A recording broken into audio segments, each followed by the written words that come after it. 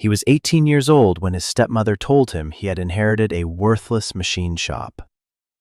What he found inside wasn't just about scrap metal and old tools. It was about a hidden past that would give him a future he never thought he deserved. If you've ever felt like you've been thrown away, or that your story was over before it even began, then stick around and hit that subscribe button, because this is for you. The day I turned 18 was the day I became homeless. It wasn't a dramatic, movie-style explosion. It was quiet. It was cold. It was the sterile silence of a house that had never felt like a home. My stepmother, Carol, was waiting for me at the bottom of the stairs when I came down for breakfast, which was a clear sign something was wrong. She never waited for me. For the last 6 years, since my dad died and left me in her care, our relationship had been a series of carefully avoided collisions in hallways and polite, empty questions over dinner. She held a cardboard box in her hands. It wasn't wrapped. It was just a plain, brown box, sealed with a single piece of packing tape. "Happy birthday, Leo," she said. Her voice was flat, devoid of any warmth. It was the same voice she used to talk to telemarketers. I just stood there on the third-to-last step, my hand on the banister my father had sanded and stained himself 2 decades ago. I said nothing. There was nothing to say. "Your father's will stipulated that you were my legal and financial responsibility until you reached the age of majority," she continued, as if reading from a script. "As of today, that obligation is fulfilled. I've sold the house. The new owners take possession in a week. I'm moving to Florida." Florida. It sounded like another planet. She held the box out to me. I didn't move to take it. My feet felt like they were nailed to the stairs. "This is yours," she said, a flicker of impatience in her eyes. "It's from your grandfather. Your mother's father." It was part of his estate. It legally passed to your mother and then to you. I've been holding it. I finally walked down the last few steps and took the box. It was heavier than it looked. It felt cold. "What is it?" I asked, my voice barely a whisper. "It's a machine shop," she said, turning away and walking toward the kitchen, "in some godforsaken town called Oakhaven. The deed is in there, along with the key. From what the lawyers said years ago, it's worthless. A derelict building on a forgotten patch of dirt. You can probably sell it for scrap, get a few $100s. Enough for a bus ticket somewhere." She paused at the kitchen door and looked back at me, her face a mask of tired resentment. "I've packed your things. They're in the garage. A taxi will be here in an hour to take you to the bus station. I've left you $500 on the counter. Consider it a final severance." And that was it. No hug, no good luck.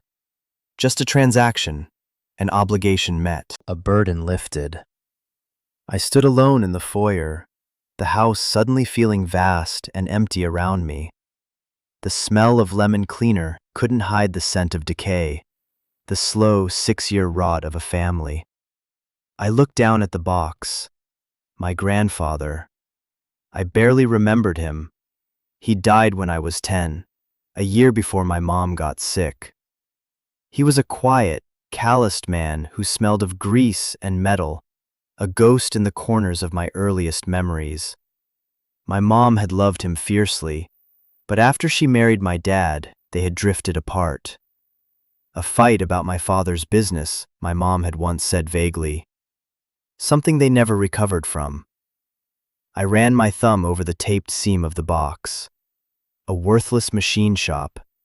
It sounded like a punchline, a cruel joke at the end of a long, sad story. But it was also the only thing I had. An hour later, I was sitting in the back of a yellow taxi, my entire life condensed into 2 duffel bags and a cardboard box. As we pulled away from the curb, I saw Carol watching from the window, her silhouette a dark shape against the bright morning light. She didn't wave. I didn't look back. The bus station was a symphony of diesel fumes and quiet desperation. I bought a ticket to a place called Oakhaven, a name that meant nothing to me. The clerk had to search for it in the system. "One way?" she asked, her eyes tired. "Yeah," I said. "One way." I found a hard plastic seat and waited. The $500 Carol had given me felt like a hot coal in my pocket. It was both an insult and a lifeline. I spent the first few hours of the bus ride in a state of suspended animation, a thick fog of shock and numbness settling over me. The world outside the grimy window was a blur of green and gray. Trees, fields, strip malls, all blending into one meaningless landscape. I was a ghost haunting the aisle seat of a Greyhound bus, invisible to the sleeping woman next to me, and the young mother trying to quiet her baby a few rows ahead. My mind kept replaying the scene with Carol, the flat tone of her voice, the finality in her eyes. It shouldn't have been a surprise. I was a living, breathing reminder of a life she wanted to forget. A loose end from her brief, unhappy marriage to my dad. After he was gone, she'd tried, I guess. For a few months, there were awkward attempts at conversation, burnt dinners she apologized for. But the grief that hollowed me out seemed to harden her. My sadness was an accusation, and she grew to resent it. We became polite strangers living in the same house, our orbits carefully managed to avoid contact. Now, her obligation was done. The fog in my head slowly began to burn away, replaced by the cold, sharp sting of reality. I was 18. I had 2 bags of clothes, a cardboard box, and a one-way ticket to nowhere. The anger came first, a hot, useless surge. Anger at Carol for her cruelty. Anger at my dad for dying, for leaving me with her. Anger at my mom for getting sick, for leaving me altogether. The anger churned in my stomach, making me feel sick, but it was like punching water. It had no target, no substance. It just left me exhausted. Then came the fear. It wasn't a loud, screaming panic. It was a quiet, creeping cold that started in my feet and worked its way up my spine. It was the fear of the unknown, of total, absolute aloneness. Who would I call if I got into trouble? Who would even know if I just disappeared? There was no one. The thought was a physical weight, pressing down on my chest, making it hard to breathe. I leaned my forehead against the cool glass of the window and closed my eyes. I thought about my mother. I summoned her face, her smile, the way her eyes would crinkle at the corners. I remembered her telling me stories about her father, my grandfather. She'd called him the magician. She said he could fix anything. Broken toys, sputtering car engines, a leaky faucet. He understood how things worked, the secret language of gears and wires. "He's a man of quiet integrity, Leo," she'd told me once, her voice soft. "He doesn't say much, but what he builds, it lasts." Integrity. The word felt ancient and important. I pulled the box onto my lap. It was just an ordinary box, but it felt like a relic. I slit the tape with my house key, a key that no longer opened any door for me, and lifted the lid. Inside, nestled in yellowed newspaper, was a single, heavy, old-fashioned iron key. It was ornate, with a complex, toothed bit. Beside it was a thick manila envelope, brittle with age. I pulled out the envelope. My name, Leo Vance, was written on the front in a strong, slanted script. It was my grandfather's handwriting. I recognized it from the one birthday card I still had from him, tucked away in a book. I opened the unsealed flap and slid out a folded document. It was a deed. The legal, formal language was dense, but the words jumped out at me. "Do hereby grant and convey to Leo Vance the property located at 141 River Street, Oakhaven." There was a map, a small, hand-drawn diagram of the town, with a red X marking the spot. It looked small, isolated, near a river I'd never heard of. a worthless machine shop. I folded the deed and put it back in the envelope. The key felt heavy in my palm. It was real. This place was real. It was mine. The thought didn't bring comfort. It brought a new kind of dread. What was I going to do with a machine shop? I didn't know the first thing about tools or engines. I was a kid who was good at English and history, not shop class. It felt like my grandfather had handed me a book written in a language I couldn't read. The bus rumbled on, carrying me deeper into a future that felt like a void. The sun began to set, painting the sky in bruised shades of purple and orange. I watched the light fade, feeling a profound sense of dislocation, as if I had been untethered from the world.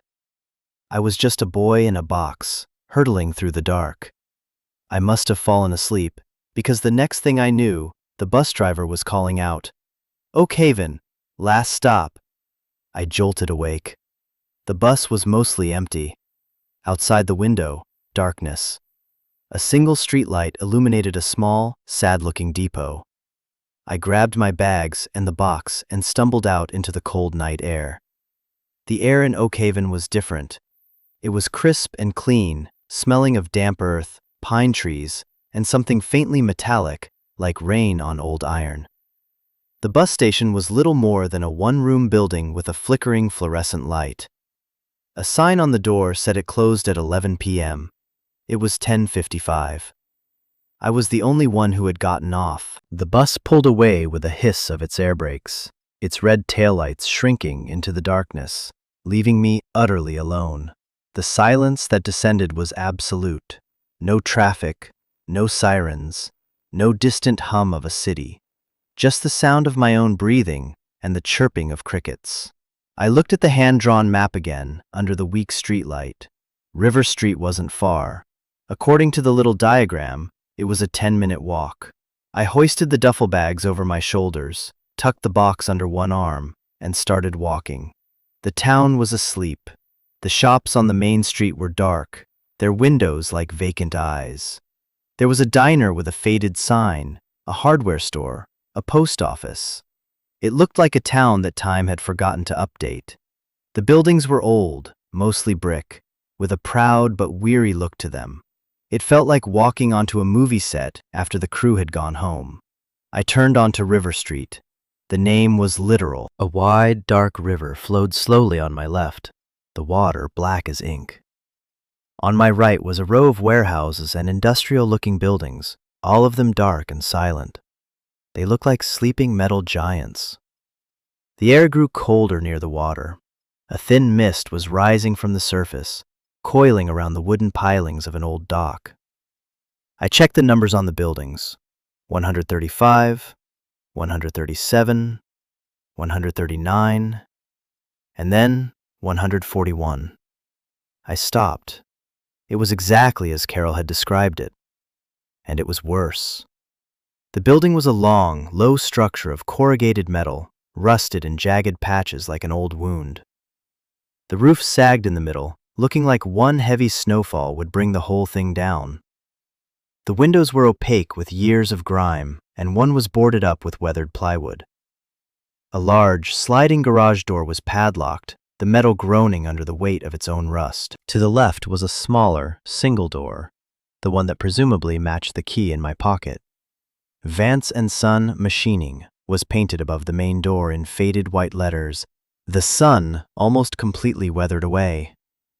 Vance and Son. My grandfather and his father before him. My heart gave a strange, painful lurch.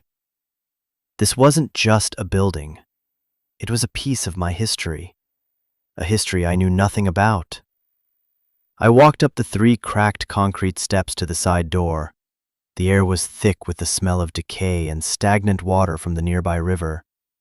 I put my bags down.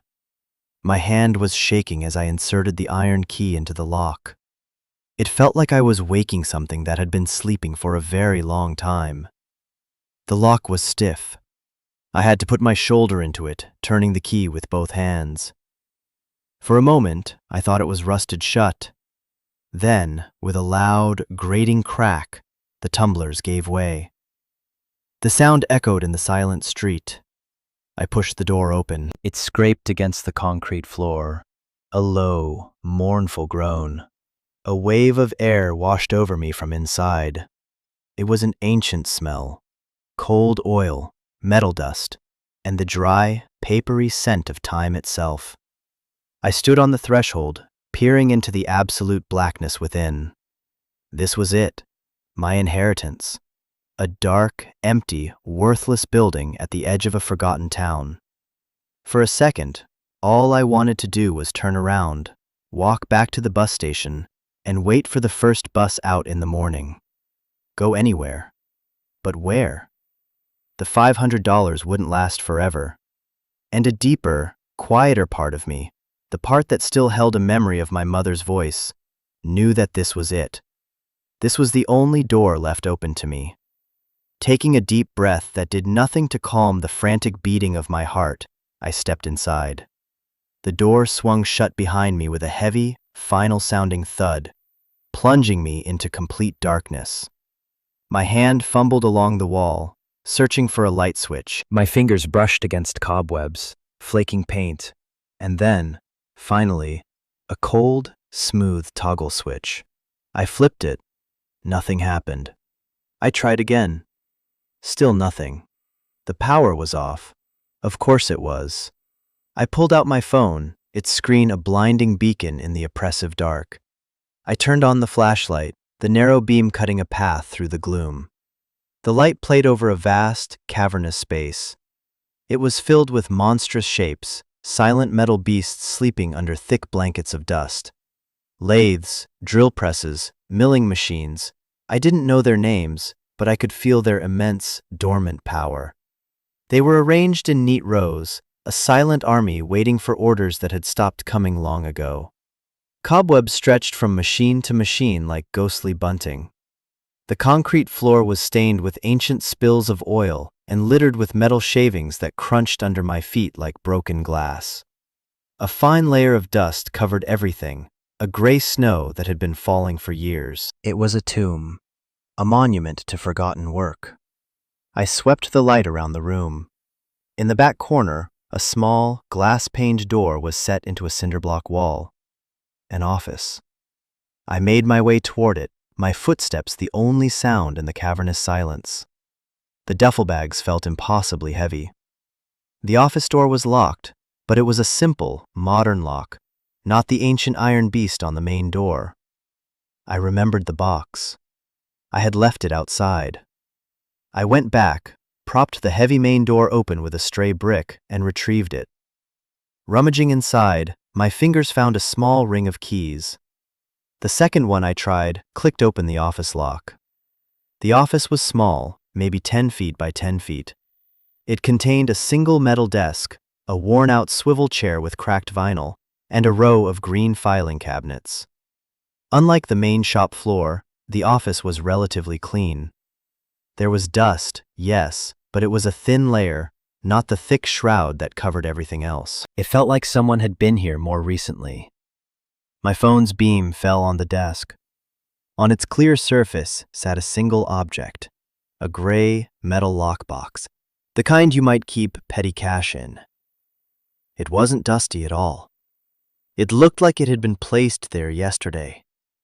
My heart started to pound. This was deliberate. This was a message. The box wasn't locked. I lifted the lid. Inside, there was no money.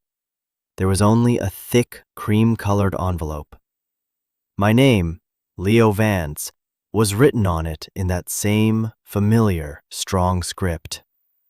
I sat down in the creaking swivel chair, the only sounds the pounding in my ears and the distant, gentle lapping of the river. The air in the tiny office was still and close. I carefully lifted the envelope out of the box. It was heavy, thick with pages. My hands were trembling so much I could barely tear the flap. I unfolded the letter. It was several pages long, filled with that same slanted, confident handwriting. I angled my phone to illuminate the first page. "My dearest Leo," it began. "If you are reading this, then I am long gone, and you have finally come home. I am sorry that we did not have more time together. I am sorry for the distance that grew between us. Life has a way of building walls where there should be bridges, and pride is a poor stonemason. I hope one day you can forgive an old man's foolishness. I had to stop and take a breath. The words felt incredibly close, as if you were whispering them in the dark room with me. My throat felt tight. I imagine you have been told that this place is worthless, a pile of rust. I imagine you are scared and alone and wondering what cruel joke this is. It is no joke, son. This place, this building, these old machines, they are a fortress, and what they are guarding is your future. Your mother, my beautiful, stubborn daughter, she made me promise to look out for you if anything ever happened to her. I am a man who keeps his promises, even from beyond the grave. She worried you had too much of her heart and not enough of my hard-headedness. She wanted you to have a place that was yours, a foundation, something no one could ever take from you. I read that line again. Something no one could ever take from you. After the last 6 years, after this very day, those words landed like an anchor in the storm of my confusion. I continued reading, my phone's light shaking slightly. I know you don't know the first thing about machining, and that's all right. The value of this place isn't in the scrap iron. Not anymore. I've left you something else. A legacy. But you will have to work for it. You will have to prove you are worthy of it. I need to know you have the grit, the character, to see it through. Your real inheritance is not something I can just give you. It is something you must choose to claim. Your first test is a simple one. In the main shop, there is a large South Bend lathe by the north wall, the one under the boarded-up window. It was the first machine I ever bought. Your mother used to play on it when she was a little girl, pretending it was a spaceship. At the base of the machine, on the side facing the wall, there is a small, loose maintenance panel. Behind it, you will find the next step. If you choose to walk away, I understand. Sell the shop, take the money, and find your own way. There is no shame in that. But if you have any of your mother's fire in you, if you have any of my stubborn steel, you will look behind that panel. The choice, as it always is yours. With all my love, your grandfather, Thomas Vance. I finished the letter and let the pages fall onto the desk. The silence of the shop pressed in on me. A choice. He had given me a choice. For 6 years, I'd had no choices. I had been a passenger in my own life, shuttled from one stage to the next by rules and obligations that had nothing to do with me. Now, for the first time, I was at a crossroads that was entirely my own. My mind was a whirlwind. Carol's voice echoed in my head. Sell it for scrap, get a few $100s. It was the easy path, the sensible one. I could be on a bus in the morning, gone. I could take the $500, add a few hundred more from the scrapyard, and start over somewhere new, somewhere warm. Florida, maybe. A place with no memories, no ghosts. I could leave the rust and the dust and the promises of a dead man behind. The thought was tempting. It was a siren song of simplicity, of freedom from this heavy, complicated inheritance. What did I owe this place? What did I owe a man I barely knew? I stood up and walked out of the office, back into the vast, dark space of the shop. My phone's light was starting to dim, the battery draining. I swept the beam across the silent machines, until it landed on the north wall, under the boarded-up window. There it was, a large, green, formidable-looking lathe. It was even bigger up close, a complex assembly of gears, levers, and a heavy, solid bed. It looked less like a tool and more like a piece of industrial sculpture. I ran my hand along its cold, dusty surface. A spaceship. I could almost picture a little girl, my mother, playing here, her imagination transforming this greasy machine into a vessel for adventure. I felt a sudden sharp pang of grief, so intense it almost buckled my knees. I cried. I didn't even realize it at first. It wasn't loud sobbing, just a silent, hot stream of tears tracking paths through the grime on my face. I cried for my mother, who I missed with an ache that never faded. I cried for the grandfather I never got to know. I cried for the father who was gone too soon. And finally, I cried for myself. For the lost, scared 18-year-old boy standing in the dark in a dead man's workshop with the weight of his entire life in 2 duffel bags. For a long moment, I let the despair wash over me. It was too much. The promise, the test, the legacy. I wasn't strong enough. I wasn't my mother. I wasn't my grandfather. I was just a kid. I was just tired. The easy path called to me again. Just walk away, Leo. Just let it all go. And you know, if you've made it this far in the story, maybe you've been there too. Maybe you've stood at a crossroads where one path was easy and brightly lit, and the other was dark, difficult, and terrifying. Maybe you've felt that temptation to just give up, to take the path of least resistance. If you have, I want you to drop a comment below and just write, "I've been there," because you're not alone. We've all faced that choice. The real question is what you do next. I stood there for what felt like an hour, phone light dying, darkness gathering at the edges of the beam. I thought about my mom's smile. I thought about her voice saying, "He's a man of quiet integrity." Integrity. The word echoed in the silence. It wasn't about the money. It wasn't about the shop. It was about the choice. My grandfather hadn't left me a building. He had left me a test of character. He was asking me, from across the veil of death, who I was going to be. Was I going to be the boy who ran, or the man who stayed? My tears slowed. My breathing steadied. A new feeling began to replace the despair, a tiny, fragile spark of something I hadn't felt in a long time. Resolve. I wiped my face with the dusty sleeve of my jacket. I wasn't going to run. I didn't know if I had my mother's fire or my grandfather's steel, but I was going to find out. I knelt down beside the massive lathe. The air was cold on the concrete floor. I ran my hands along the base of the machine, feeling for the panel he had described. My fingers, numb with cold, brushed against a small, rectangular plate of metal, almost invisible under the layers of grime. It was held in place by 2 simple flathead screws. They were old and rusted. I didn't have a screwdriver. For a moment, I felt a surge of frustration. It was a stupid, simple obstacle, but it felt like the whole universe was conspiring to keep me from moving forward. Then my fingers brushed against the iron key in my pocket. It was thick, solid. The end of it was flat. I pulled it out. It wasn't a screwdriver, but it might work. I wedged the tip of the key into the slot of the first screw. I pushed and twisted. The rust fought back. My knuckles scraped against the machine's cast iron body. The key slipped, gouging my palm. I swore under my breath, a sharp, angry sound in the quiet shop. I tried again, putting all my weight into it, my jaw clenched. With a screech of protesting metal, the screw turned. Just a quarter of an inch, but it turned. A jolt of triumph shot through me. It was a small victory, but it felt monumental. I worked on that first screw for 10 minutes, my breath fogging in the cold air, my muscles straining.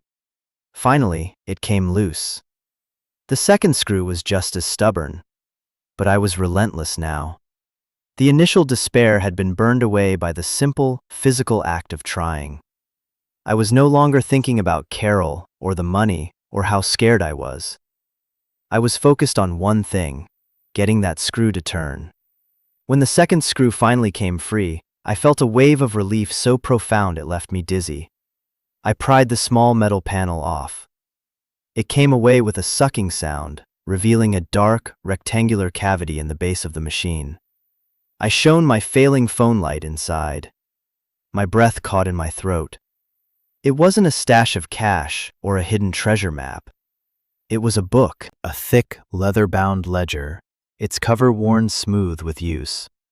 Beside it lay another envelope, much thicker than the first, sealed with a wax stamp bearing the initial V. I reached into the cavity, my heart hammering against my ribs. My fingers brushed against the cool, smooth leather of the ledger. I pulled it out. It was heavy, substantial. I opened it. The pages were filled with my grandfather's same neat, slanted script. But this wasn't a letter. It was a journal and a workbook. There were dates, notes, calculations, and sketches. Incredibly detailed, precise drawings of gears, engine components, and complex mechanical assemblies. I flipped through the pages. It was a record of his work, his ideas, his inventions. This wasn't just a ledger. It was the mind of a master craftsman, laid bare on paper. Then I picked up the thick envelope. It was addressed to a Mr. Alistair Finch, Esquire. Below the name was a phone number. I broke the wax seal and opened it. Inside were not letters, but a sheaf of official-looking documents. Patents. Dozens of them. Each one for a unique metallurgical process or a specialized machine tool design. They were filled with technical jargon I didn't understand, but I understood the official stamps, the signatures, the sheer weight of the paper. This was serious. At the very back of the stack was a folder of correspondence. Letters between Vance and Sun Machining and a company called AeroCorp Dynamics. The early letters were professional, discussing a potential partnership. AeroCorp was interested in one of my grandfather's patented alloys. Then the tone shifted. The letters from AeroCorp became more demanding, more aggressive. The last letter was from my grandfather to AeroCorp. It was a carbon copy, the typewritten letters faint. It was a furious, eloquent refusal to sell his patents, accusing them of trying to bully him into surrendering his life's work. He had underlined a final sentence. My integrity is not for sale. My phone buzzed, a low battery warning flashing on the screen before it went completely dark, plunging me back into absolute blackness. I sat there on the cold concrete floor, the weight of the ledger in my lap, the patents in my hand. My grandfather hadn't been a simple mechanic. He was an inventor, a brilliant one. And he had been fighting a war to protect his work. A war against a giant corporation. The worthless machine shop wasn't worthless at all. It was the command center of a one-man resistance. It was the vault that held his legacy. And now, it was mine. I didn't know what to do. I was sitting in the dark, holding evidence of a corporate battle I couldn't possibly comprehend. The name AeroCorp Dynamics sounded powerful, expensive. What could I, an 18-year-old with nothing, do against a company like that? The fear came back, cold and sharp. This was bigger than I could handle. The name on the envelope came back to me. Mr. Alistair Finch, Esquire, a lawyer. My grandfather had left me a weapon, but he had also left me an ally. I had to make a call. I spent the rest of the night in the office, huddled in the broken chair for warmth. Sleep was impossible. My mind raced, trying to piece together the fragments of the story I had uncovered. Every time I closed my eyes, I saw the faded letters of Vance and Son above the door. It felt less like a name and more like a title, a responsibility that had been passed down to me. As soon as the first gray light of dawn began to seep through the grimy office window, I was on my feet. I found a phone book, a dusty, ancient thing, in one of the filing cabinets. I looked up the power company. I used the last of my phone's battery after plugging it into an outlet in the vain hope some residual charge might exist to make the call. It died halfway through, but I got the information I needed. It would cost $200 to reconnect the power, a deposit against future use. That was almost half of my entire net worth. It was a gamble. But I had to see. I had to know what else was hidden in this place. I walked into town as the sun was rising. Oak Haven looked different in the morning light. It was still quiet and old, But it wasn't sad. It was peaceful. Smoke curled from the chimney of the diner. A man in overalls was sweeping the sidewalk in front of the hardware store. He nodded at me as I passed. It was a small gesture, but it felt like an acknowledgement. Like I wasn't a ghost after all. I paid the bill at a small municipal office, the woman behind the counter giving me a curious but not unfriendly look. Then I went to the diner. The smell of coffee and bacon was the most welcoming thing I had experienced in years. I ordered a huge breakfast and ate like I hadn't seen food in a week. As I sat there, nursing a cup of coffee, I pulled out the patents and the ledger. I couldn't understand the technical details, but I could understand the care, the precision of the drawings. This was the work of a man who loved what he did. This was his art. After breakfast, I found a payphone, a relic I was surprised still existed, and dialed the number for Mr. Alistair Finch. I was terrified. My hands were sweating as I held the receiver. It rang 3 times, and then a calm, steady voice answered. Finch. Hello, I stammered. My name is Leo Vance. I was given your name by my grandfather, Thomas Vance. There was a pause on the other end of the line.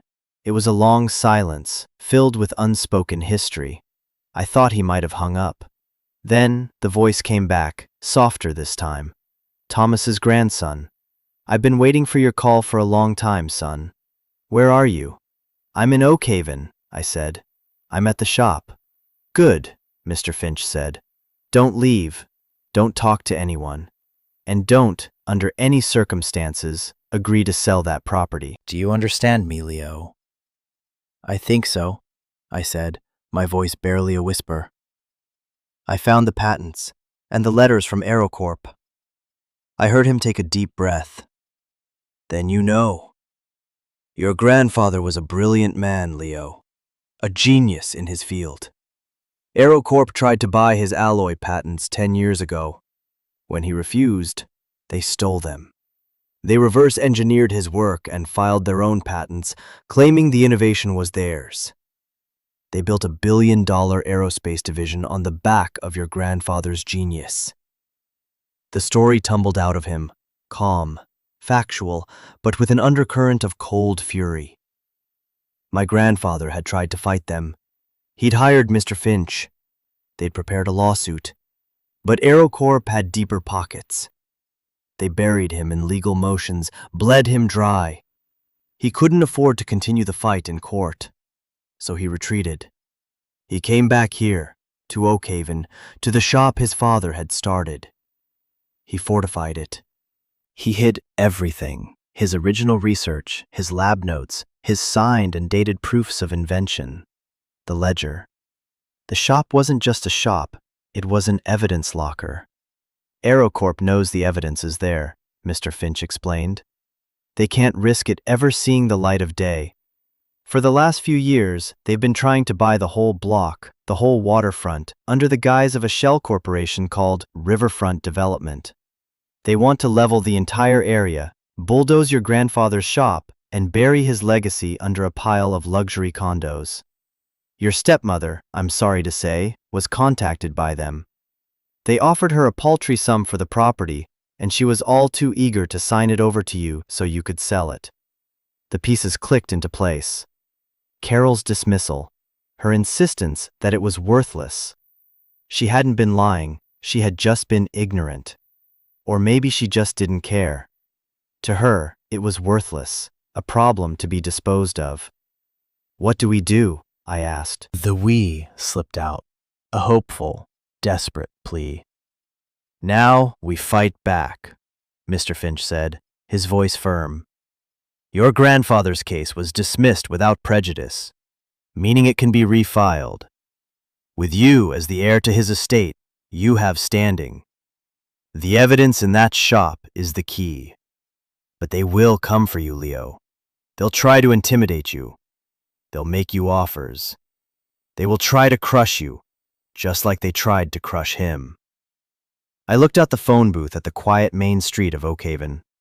It seemed impossible that this sleepy little town was the battlefield for a multi-billion-dollar corporate war.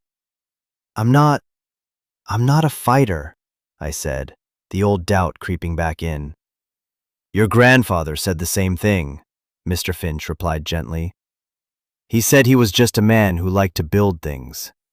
But he fought, Leo. He fought until he had nothing left. He didn't lose. He just ran out of time. He left this fight to you. Not as a burden, but as an opportunity. The patents, if we can prove provenance, are worth a fortune. More money than you can imagine. But your grandfather didn't care about the money. He cared about the principle. He cared about the truth. The truth. That word again. It felt heavier than all the machines in the shop combined. I'll be there in 2 days, Mr. Finch concluded. I have to clear my calendar. Just stay put, stay safe. And Leo, your grandfather would be proud of you. You made it this far. You passed the test. I hung up the phone, my mind reeling. I walked back to the shop, the world feeling both terrifyingly dangerous and thrillingly alive. When I got there, I flicked the light switch by the door. This time, with a hum and a flicker, the long fluorescent tubes on the ceiling blinked to life, one by one, illuminating the vast space. It wasn't a tomb anymore. It was an armory. The dust was still there, the rust, the grime. But now I saw it differently. I saw the lathe where my mother had played. I saw the workbench where my grandfather had sketched out his genius. I saw the silent, powerful machines not as scrap, but as sleeping soldiers in an army he had left for me. I spent the next 2 days in a blur of activity. I started by cleaning. It was a monumental task, but I needed to do something physical, something real. I found a broom and swept away years of dust and metal shavings. I found a bucket and rags and began the slow, arduous process of wiping down the machines. As I cleaned, I explored. I opened every drawer, every cabinet. I found old blueprints, half-finished projects, boxes of specialized tools whose purpose I could only guess at. I found a small cot in a back storage room, with a thin mattress and a single blanket. My grandfather must have slept here, working late into the night, guarding his secrets. This place wasn't just his workshop, it was his sanctuary. I felt his presence everywhere. In the worn handle of a hammer, in the faint scent of pipe tobacco in the office, in the pages of his ledger, which I read every night. His notes were not just technical, they were philosophical. He wrote about the beauty of a perfectly machined gear, the honesty of steel, the satisfaction of creating something that worked, something that was true. He was a poet whose medium was metal. I began to understand him. He wasn't a cold, distant man. He was a focused, passionate creator who had been wounded by the world and had retreated into the one place where he was in control, where the rules were clear and integrity mattered. The day Mr. Finch was due to arrive, a sleek black car I didn't recognize pulled up in front of the shop. It wasn't the old, sensible sedan I had pictured for a small-town lawyer. A man in a sharp suit got out. He was young, polished, and his smile didn't reach his eyes. "Leo Vance?" he asked, approaching me where I stood by the open door. "My name is Mr. Davies. I'm an attorney representing Riverfront Development." My heart hammered in my chest. So it begins. "I'm not interested," I said, my voice coming out stronger than I expected. He kept smiling. "Oh, I think you will be. We understand you've inherited this property." He gestured at the shop with a dismissive wave. "It's an eyesore, frankly, and a safety hazard. We're prepared to make you a very generous offer to take it off your hands. $100,000. Cash." $100,000. The number hung in the air, shimmering. It was more money than I had ever dreamed of. It was a new life. It was everything I thought I wanted. I could take that money and disappear. Mr. Finch would understand. My grandfather would understand. But then I looked past the lawyer, into the shop. I saw the lathe, now clean and gleaming under the lights. I thought of the ledger, of the words, My integrity is not for sale. I thought of my mother's voice. $100,000 was a lot of money, but a legacy was priceless. No, thank you, I said. The lawyer's smile faltered. I don't think you understand. This is a one-time offer. Take it, or we will take this property through eminent domain. We have the full backing of the town council. We will get this land, one way or another. You can walk away with $100,000, or you can walk away with nothing. The threat was clear. They would crush me. The answer is no, I said again. I turned my back on him and slid the heavy garage door shut, the sound of it echoing like a gunshot. I had made my choice. I was staying. I was fighting. Later that afternoon, an old, dusty Volvo pulled up. A man who looked to be in his late 60s got out. He had kind eyes, a rumpled suit, and a warm smile. "Leo?" he asked. "I'm Alistair Finch." I had found my ally. The next few months were a blur of legal strategy, depositions, and late nights in the shop, poring over my grandfather's work with Mr. Finch. The ledger was our Rosetta Stone. It contained dated entries and witnessed signatures that predated AeroCorp's patents by more than a year. It was the smoking gun. AeroCorp fought back, just as he'd said they would. They tried to paint my grandfather as a fraud. They tried to portray me as a greedy kid. They buried us in paperwork. But Mr. Finch was a bulldog, and I had something they didn't, the truth. And I wasn't alone. The town, which at first had been swayed by the developer's promises of jobs and revitalization, began to see the truth. The owner of the hardware store, a man named George, started stopping by with coffee. He told me stories about my grandfather, about his quiet generosity, how he'd fix equipment for local farmers for free. The woman who ran the diner started sending over food. They had respected my grandfather. They saw his fight in me. I was no longer an outsider. I was Vance and Son. The lawsuit never went to trial. 2 weeks before the court date, with the evidence from the ledger about to be made public, AeroCorp settled. The number was staggering. It wasn't about the money, but it was life-changing. More importantly, the terms of the settlement required them to publicly acknowledge Thomas Vance as the original inventor of the alloys. They had to restore his name, his integrity. I stood with Mr. Finch on the courthouse steps, the papers signed. It was over. "What will you do now, Leo?" he asked me. I looked back toward Oakhaven. I could go anywhere, do anything. But I knew where home was. "I'm going to reopen the shop," I said. It wasn't a quick or easy process. I used some of the settlement money to restore the building, to repair the roof, to buy new, modern equipment to stand alongside the old. But I kept the South Bend lathe by the north wall, right where it was. It was the heart of the shop. I enrolled in a community college program for machining and engineering. I had a lot to learn, but I had my grandfather's notes, I had his passion, and I had his name above the door. The shop is open now. It's not a big operation. It's just me, for now. I do specialized work, small batch fabrication for clients who value precision and quality. I'm building something that lasts. Sometimes, I stand in the middle of the shop floor late at night, the smell of hot metal and oil in the air, the hum of the machines a steady, reassuring song. I think about the day I arrived here, a scared kid with a cardboard box. That boy is gone. In his place is a man who knows the value of a promise, the weight of a legacy, and the meaning of home.